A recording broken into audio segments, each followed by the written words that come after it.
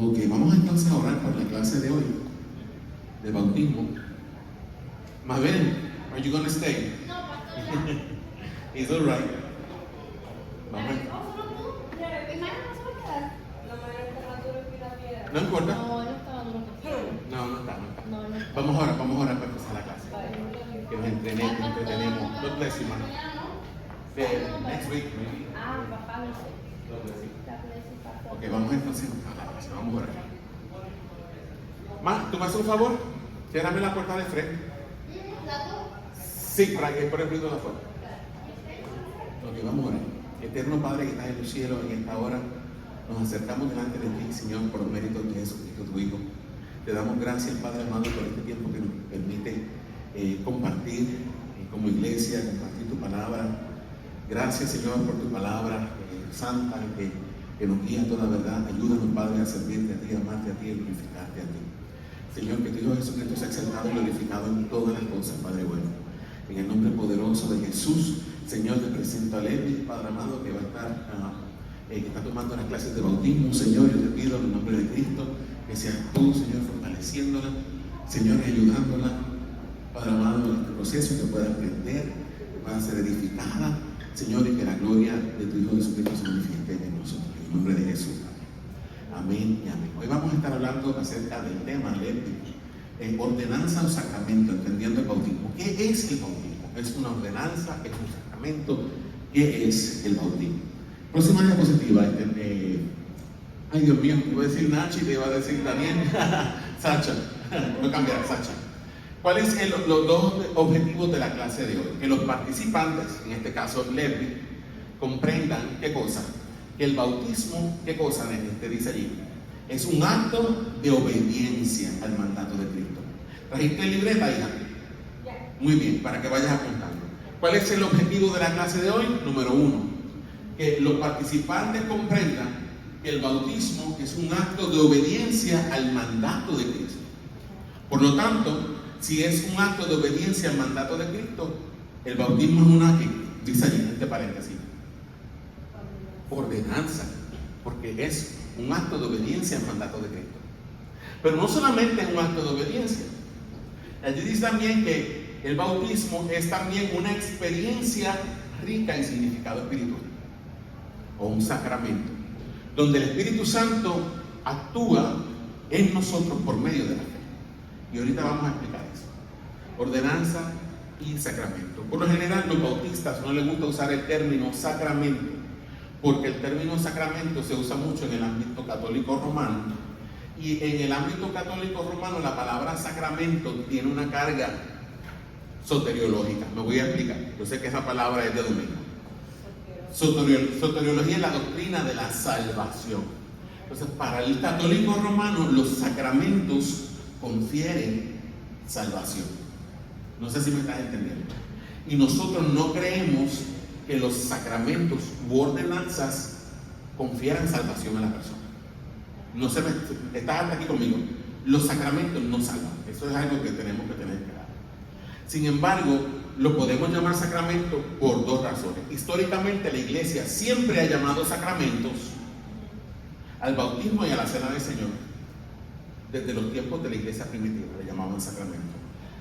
Las iglesias protestantes todas le han llamado sacramento. Los bautistas somos los únicos que cambiamos el término a ordenanza, ¿ok? Para desligarnos completamente de todo bagaje católico romano, pero es correcto usarlo. Yo estoy empezando a usar el término sacramento en la iglesia alternativo con ordenanza. ¿Por qué? Porque muchas veces, y ha pasado, ha habido un auge dentro de la apologética católica. La apologética católica es la defensa de la fe católica. Y una de las cosas que los católicos atacan mucho a los evangélicos, que los hacen dudar, es que cuando tú estudias historia de la iglesia y vas a los padres, te encuentras, a los padres de la iglesia me refiero a los primeros pastores de la iglesia después de los apóstoles, te encuentras con términos como sacramento. Entonces, cuando un evangélico por primera vez se topa con esa palabra, dice: el pastor me ha estado engañando toda la vida. Pues yo lo que quiero es ampliarle a la iglesia ese sentido. No, Que cuando alguien te mencione el sacramento, tú no te escandalices y cuando te digan que la iglesia primitiva celebraba los sacramentos, tú sepas que nosotros también los celebramos. Celebramos la ordenanza, ¿ok? Sí, por ese sentido, si explicamos bien lo que significa un sacramento para nosotros, podemos usarlo sin ningún problema.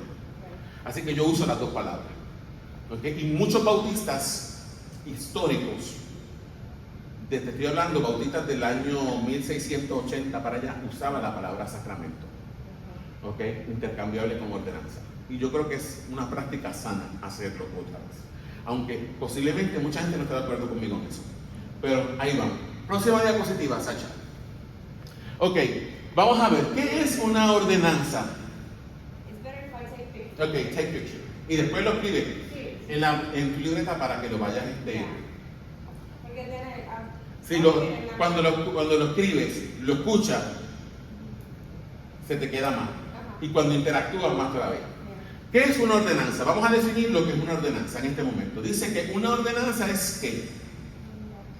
¿Un mandato de quién? ¿De Jesús para quién? Para sus discípulos. Entonces, léelo sin miedo conmigo, a la 1, a las 2, a las 3. Vamos a decir. Ordenanza es un mandato de Jesús para sus discípulos. Entonces, el bautismo fue algo que Jesús mandó. Entonces es una ordenanza. ¿Estamos hasta aquí? Para confirmarlo, vamos un momentito a Mateo 28, del 18 al 20. Tienes una clase para ti sola. Tienes una clase para ti sola. Yes, you can, pero déjame terminar la clase. Es que tengo que tener cuidado contigo, porque es que tú me desvías, hermano. Mateo 28. Te voy a dar un micrófono para que tú misma te escuches cuando lees los pasajes. Porque como eres la única estudiante, te va a tocar a ti leer todos los pasajes. Okay. Mateo 28, 18 al 20, y permíteme a mí buscarlo también. Hasta Sacha se va hoy, va a aprender algo nuevo. Mateo 28, del 18 al 20. Vamos un poquito a poco. Dale. Y Jesús se acercó y les habló diciendo. Páralo allí, para que tengas contexto. ¿Qué estaba pasando en ese momento, en ese pasaje? Léete lo que dice arribita. Hay un título sobre esa parte del pasaje. Eso se llama una perícopa. Encima del versículo 16 en tu Biblia posiblemente hay un título. ¿Lo ves? El bautismo de Jesús. Dice, no. En el capítulo 28 de Mateo, encima del versículo 16 no hay un título en tu Biblia. No. Déjame ver. No lo tiene, está bien. Pero en casi todas las Biblias hay como un título, porque no sé si las has visto, tienen como títulos en las secciones. En the app it does. Ok, perfecto. Dice la gran comisión, ok. Este es el contexto de lo que está pasando allí. Jesús resucitó. Hacía 40 días que había resucitado. Ya Jesús va a subir al cielo. Ok. Entonces Jesús se reúne con sus discípulos, dice aquí en un monte, en Galilea, perdón. Dice que los 11 discípulos, eran 11 porque ya Judas se había suicidado, se fueron al monte donde Jesús los había citado en Galilea. Dice, y que cuando vieron a Jesús, dice allí, los discípulos lo adoraron. Versículo 17, eso está allí. Pero a pesar de que lo adoraron, dice, pero algunos dudaban. Okay, algunos de los discípulos que estaban allí lo vieron, lo adoraron, pero dudaron. Y en ese contexto es que Jesús les dice, y Jesús se acercó y les habló diciendo, ¿qué les dijo, Levi? Toda potestad me es dada en el cielo y en la tierra. Toda potestad. ¿Qué significa potestad? Poder. Todo poder, todo dominio. ¿Me fue dado dónde? Dice, en el cielo y en la tierra. O sea que Jesús tiene poder sobre todo el universo, sobre todo lo creado. Eso es lo que quiere decir. El Padre le confirió a Cristo toda autoridad, tanto en el cielo como en la tierra. Entonces, basado en esa potestad que el Padre le confiere a Cristo, es que viene el versículo 19, ¿qué dice? Por tanto, Páralo allí. Toda potestad me fue dada en el cielo y en la tierra. Por tanto, en otras palabras, como a mí se me dio toda autoridad en el cielo y en la tierra, ahora yo voy a hacer algo. Yo les voy a dar a ustedes que mi misma potestad, mi misma autoridad. En esa autoridad que yo les voy a conferir es que viene lo de ahora. ¿Qué dice? Por tanto, id y haced discípulos a todas las naciones, Ujú. bautizándolos en el nombre del Padre, y del Hijo, y del Espíritu Santo. Páralo allí. En esa autoridad que yo he recibido del Padre, ahora yo les digo a ustedes, vayan y hagan discípulos ¿a dónde? A todas las naciones. ¿Y cuál es parte de ese discipulado? Después que dice, hagan discípulos a todas las naciones, ¿qué es parte de ese discipulado? Bautizar. Entonces, parte del discipulado cristiano incluye, ¿qué cosa? El bautismo. ¿Y cómo se bautiza según Jesús allí? ¿En el nombre de quién? Del Padre, y del Hijo, y del Espíritu Santo. ¿Ok? Y después de que dice que los bautice, ¿qué dice? Enseñándoles que guarden todas las cosas que os he mandado. Dice, después que los bautice, ustedes los van a enseñar a que guarden todas las cosas que yo les he enseñado. ¿Tú crees que dentro de todas las cosas que Jesús le enseñó a los discípulos se encuentra el mandato de bautizar? Allí dice, enséñale todas las cosas que yo les he mandado. Porque anterior en el 19 él nos mandó a bautizar. Ajá. Eso fue lo último que les enseñó antes de irse.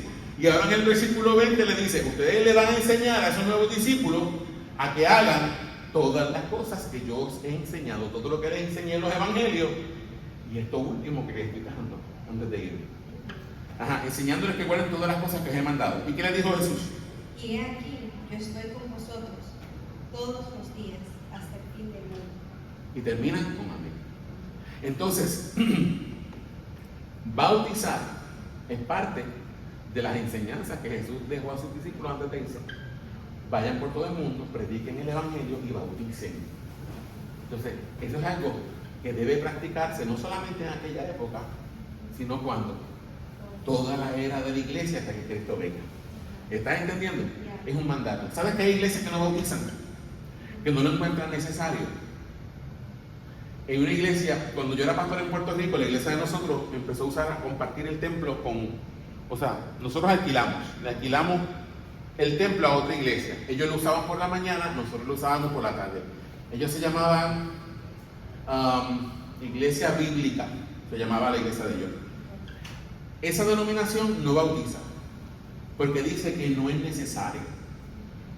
Ok, pero Jesús dijo aquí, ustedes le van a enseñar todas las cosas, eso incluye el bautismo. Ok, entonces el bautismo es dijimos que una ordenanza era ¿qué? Un mandato de Jesús ¿para qué? Para sus discípulos. Ahora, ¿qué dice en el segundo punto, Levi? Ahí mismo, léelo con tu micrófono. Es un acto externo y visible que debe ser obedecido por el creyente. Ajá, entonces, una ordenanza es también un acto externo y visible que debe ser obedecido por el creyente. Vamos a Marcos 16:16.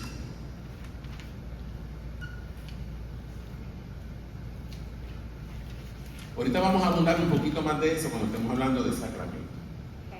Déjame ver, 12, 15.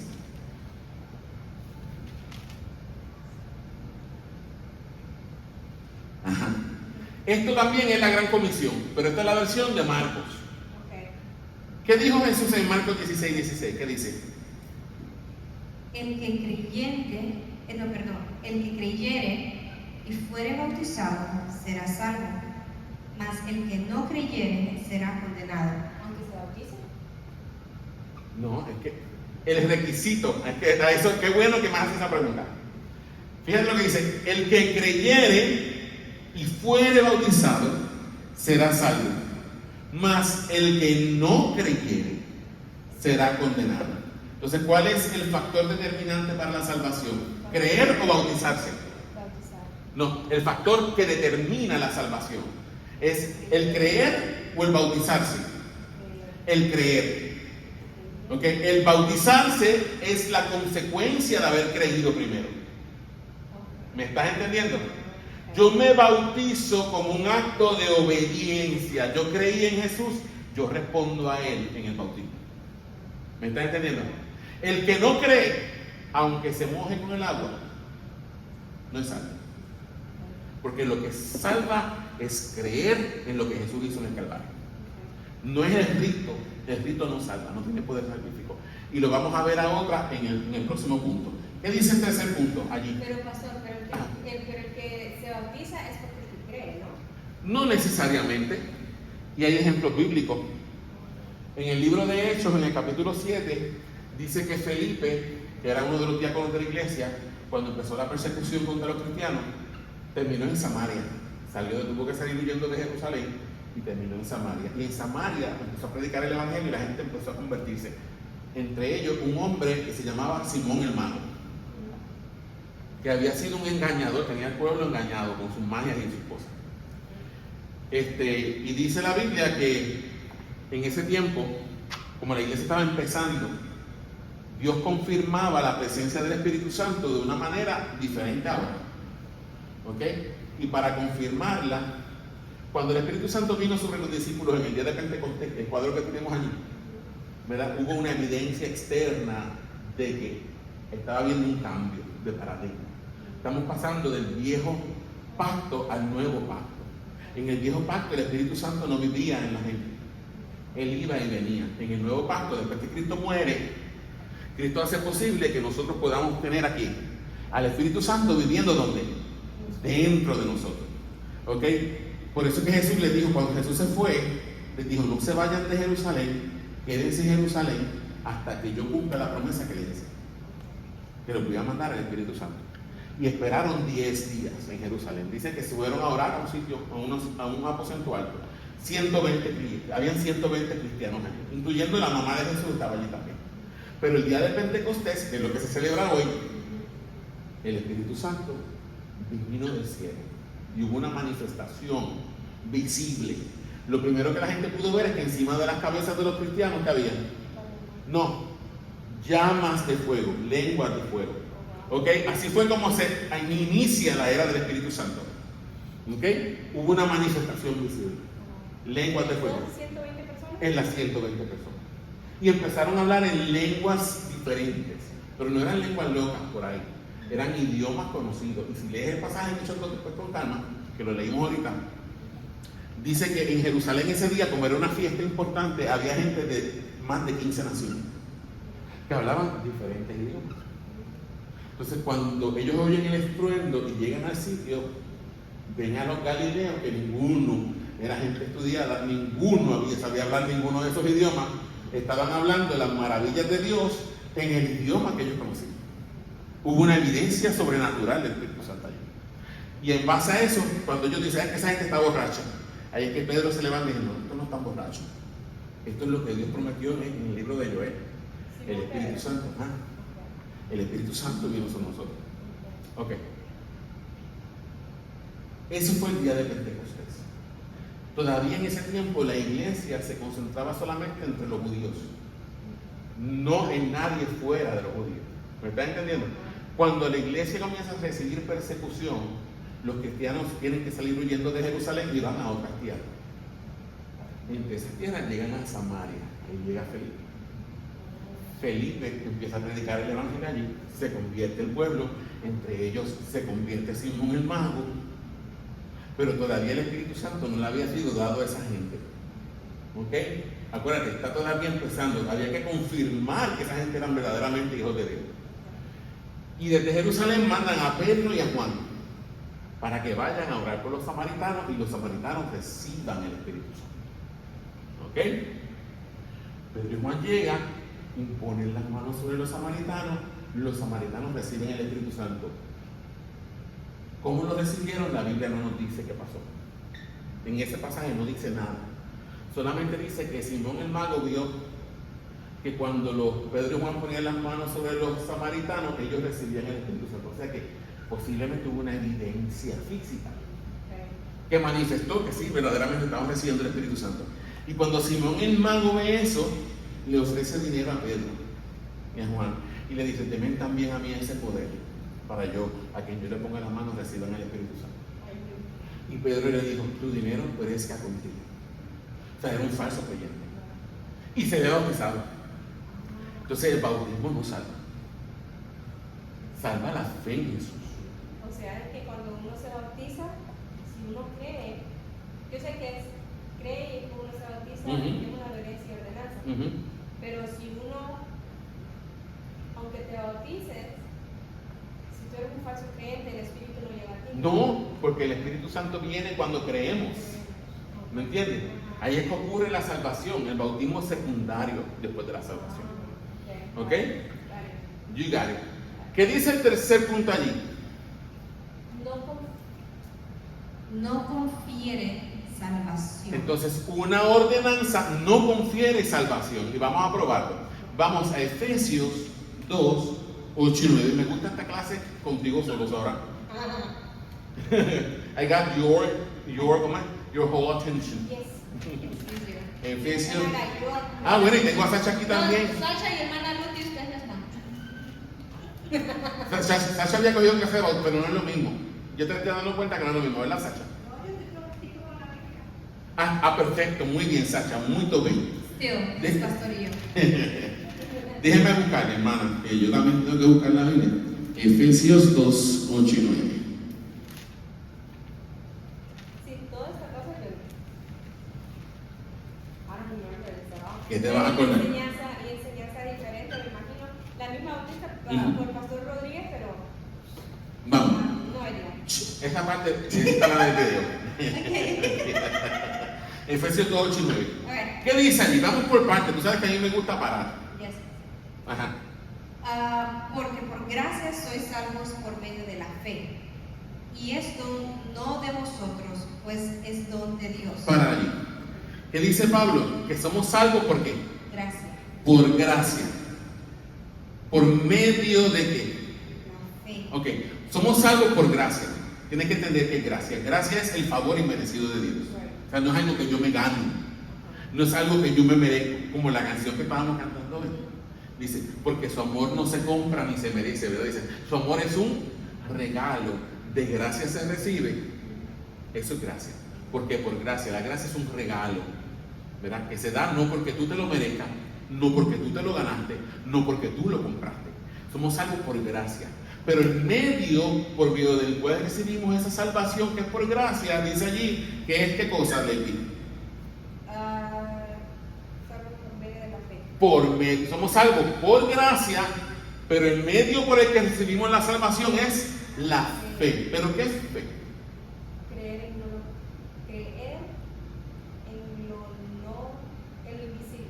Pero fe, ¿en fe solamente o fe en alguien? En Cristo. Fe en Cristo. Y cuando decimos fe en Cristo, ¿a qué nos referimos?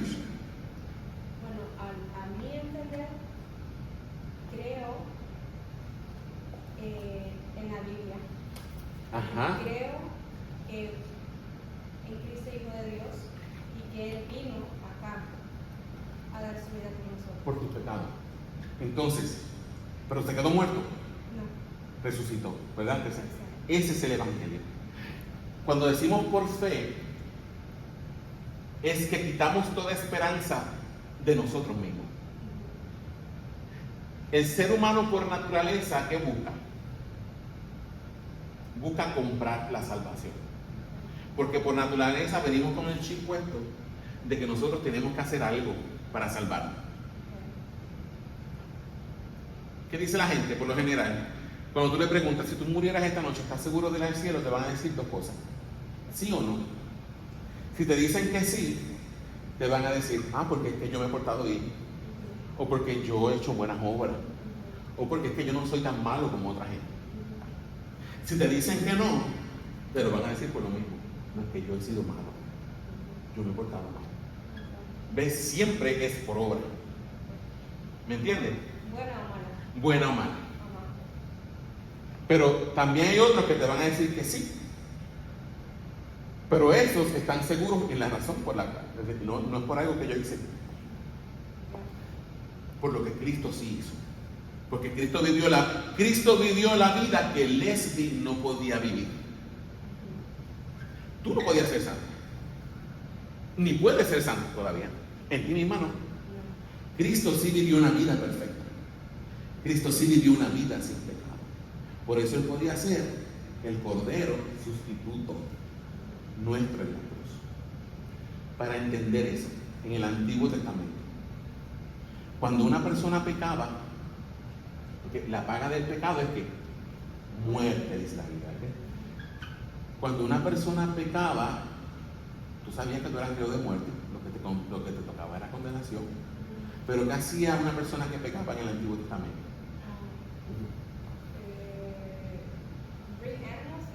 Ajá, traía un cordero delante de quién? Del sumo sacerdote. ¿Ok? ¿Sumo sacerdote católico? No. En ese tiempo no existían los católicos. Okay. Era judío. El sumo sacerdote del antiguo Israel. Punto.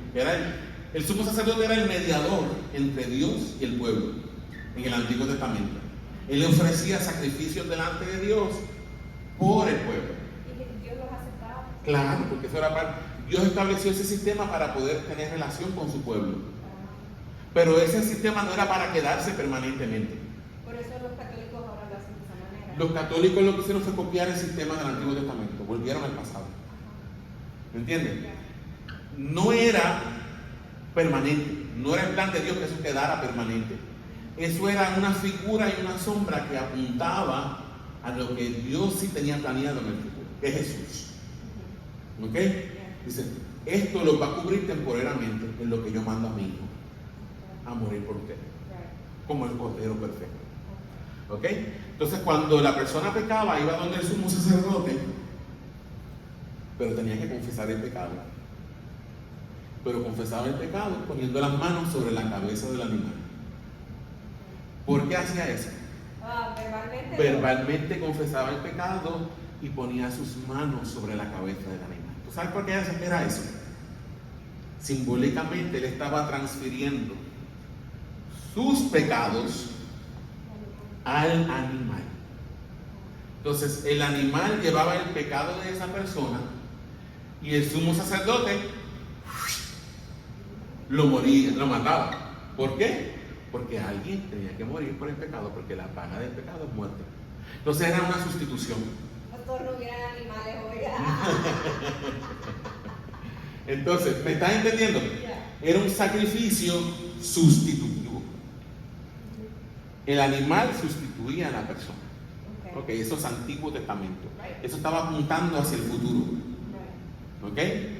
O sea que si alguien en el Antiguo Testamento, en fe, iba al sacerdote y hacía eso, estaba de manera tácita o implícita diciendo, yo estoy confiando en lo que Jesús va a hacer por mí en el futuro.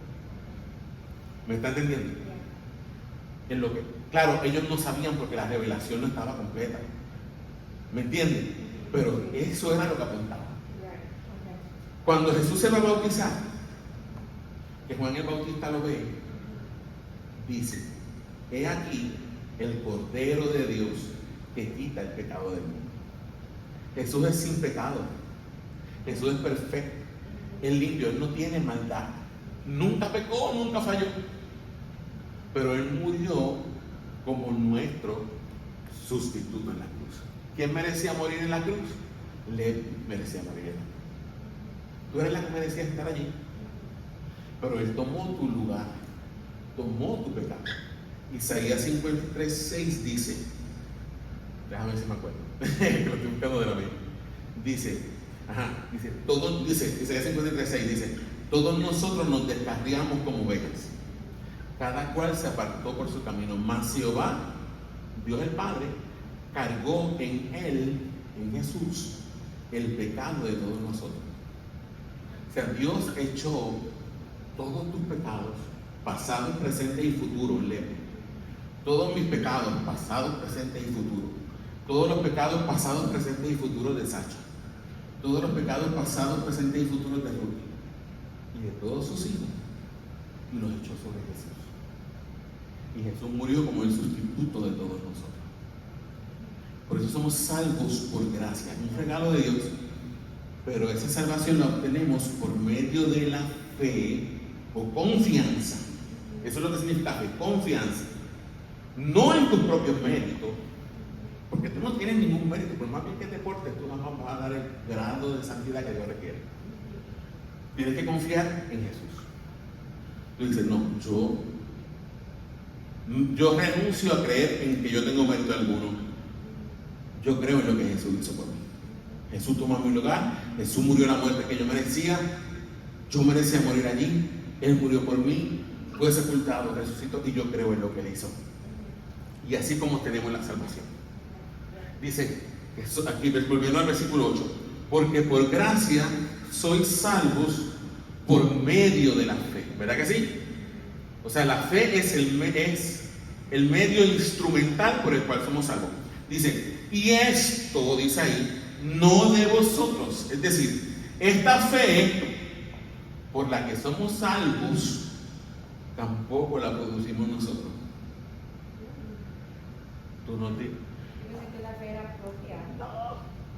Tú no tienes el poder para producir fe, porque tú eres una muerta espiritualmente. Los muertos no pueden creer, porque están muertos. Pero allí dice, y esto, hablando de la fe, no de vosotros, pues es don de Dios. O sea que hasta la fe que tú tuviste para creer en Jesús fue un regalo que Dios te dio. Ni siquiera tu fe la produjiste tú misma, Leslie. Yo siempre pensé que la fe era mía. No, la produjo Dios. ¿Por qué tú crees que la negra te invitaba a la iglesia y tú le decías, sí? Porque estaba más muerta que viva. Pero de momento algo te inquietó a venir. ¿Quién te inquieta a venir? El Espíritu Santo. Empezó a trabajar contigo. Empezó a producir en ti fe.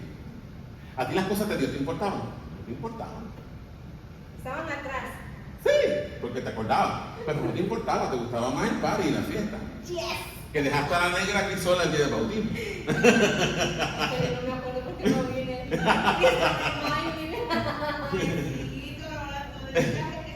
Pero, Me está castigando, chava. Latigazos para el esposo, please. no, pero me estás entendiendo. Yeah. Tú no podías producir fe de ti. No tenías esa capacidad. Ninguno de nosotros. Por eso dice que esa fe no es de nosotros, pues es don de Dios. Pero ¿qué dice el versículo 9? No por obras, para que nadie se gloríe. No por obras. Eso lo tengo bien claro. No es por cosas que tú puedas hacer. Y dice que la salvación no es por obras, porque si fuera por obras, tendríamos de qué gloriarnos en el cielo. Leví llegaría allí y diría que yo me lo merecía, que yo hice buenas obras. Pero como la gloria no es de ninguno de nosotros, es exclusivamente de Dios, por eso no es por obras. Entonces, el que piensa que el bautismo salva, le está dando al bautismo un poder que el bautismo en sí mismo no tiene. Entonces se convierte el bautismo en una obra para salvación. ¿Me estás entendiendo? Y el bautismo no es una obra para salvación. El bautismo viene como consecuencia de que Dios primero te salvó. ¿Lo estás cachando? Ok. ¿Entendiste hasta aquí? Hasta aquí. ¿Tienes dudas o preguntas? Ok. Lo que vamos a hacer contigo, como tú eres intensa, cualquier pregunta que te surja, tú la apuntas. Ok, la apuntas y me la guardas. Ok. Y al final de la clase la podemos contestar. Okay. Si está en mi capacidad, contestar. Si no está en mi capacidad, pues te digo, mira, no puedo. ¿Ok? ¿Estamos hasta aquí? Ok, el último inciso de lo que es una ordenanza, ¿qué dice allí? El bautismo es una respuesta de fe por parte del creyente. No es un rito mágico que te va a conferir gracia salvadora. Ajá. ¿Entendiste eso? Vamos por parte. Dice, el bautismo es una respuesta de fe por parte del creyente. No es un rito mágico que te va a conferir ¿qué? Gracia salvadora. O sea, no salva. Lo hago como un acto de obediencia a Cristo, porque Cristo lo mandó, y lo hago como un acto de fe. ¿Me entiendes? Pero no un ritual mágico que me va a dar salvación, ni gracia salvadora. ¿Estamos hasta aquí? ¿Captaste hasta ahí lo que es, verdad? Ahora, yo sé que tienes eso lo vas a estudiar en tu casa. Escríbelo, repásalo, escucha el estudio, ¿okay? Para que se te grabe más. Próxima diapositiva, Sacho. Vamos a leer ahora Juan 14:15. Y hay unas preguntitas allí. Vamos a Juan 14:15. Quizás no nos dé tiempo de terminar la clase hoy. Quizás no nos dé tiempo de terminar la clase hoy porque me gusta ir con calma. Y no, pastor, if you want, unless you want to do it in the building, you can do it like Zoom if you want to. No, me gusta darla en la iglesia porque tengo los recursos audiovisuales Okay. y puedo tomarlo así. Okay. Y me gusta esta dinámica de one on one. Yeah. Juan 14:15. Me dice Mario, ¿qué es eso? Ahorita me dijo, ¿qué es eso? Y cuando estoy en la casa lo veo. Bájalo de la foto al Ajá, ya. Juan 14:15. Para que entendamos esto, aquí el que está hablando es Jesús. ¿Ok? Un discurso largo que él dio en el capítulo 14 de Juan. ¿Qué dice allí? Juan 14:15. Es Jesús hablando. Okay. Léelo en voz alta. Si me amáis, guardad mis mandamientos. Ok. Si me amáis, si ustedes me aman, ¿cómo van a demostrar que me aman? Guardando sus mandamientos. Entonces, el amor a Cristo se lo demostramos por medio de nuestra obediencia. Es lo que está diciendo allí. Si me aman, guarden mis mandamientos. Mucha gente dice que ama a Cristo, pero no lo obedece. Entonces, si yo digo que amo a Cristo, pero no lo obedezco, ¿amo a Cristo realmente? No lo estoy amando. Pero Jesús dijo, si ustedes me aman, guarden mis mandamientos. Entonces, el amor verdadero a Cristo se demuestra en obediencia. ¿Estás entendiendo hasta aquí? Ahora vamos a ver las preguntas. La primera pregunta dice, ¿quién está hablando en ese versículo? Jesús. Muy bien, Jesús es el que está hablando en el versículo. ¿A quién o quiénes les estaba hablando Jesús en ese momento?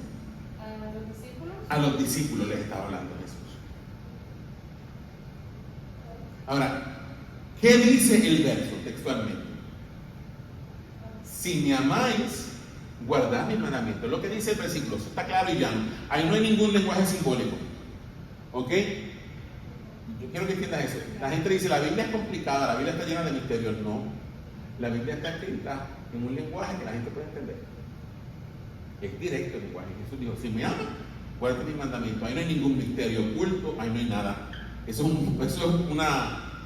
una aseveración, una afirmación concreta. Ahora, esta parte te toca a ti. ¿Qué significa eso para ti? Lo que Jesús dijo allí. ¿Qué significa para ti personalmente, Lepe? Obedecerlo. Bueno, lee el versículo y deja que el versículo te hable. Si me amáis, guardad mis mandamientos. ¿Qué significa eso para Lesbi? Ahora, no pienses que Jesús le está hablando a los discípulos. Ahora es Jesús hablándote a ti.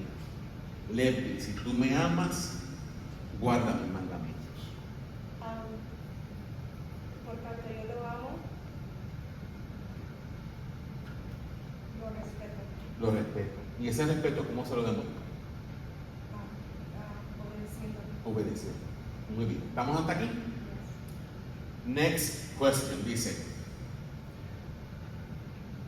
¿qué te está diciendo Dios a ti personalmente con respecto a este versículo?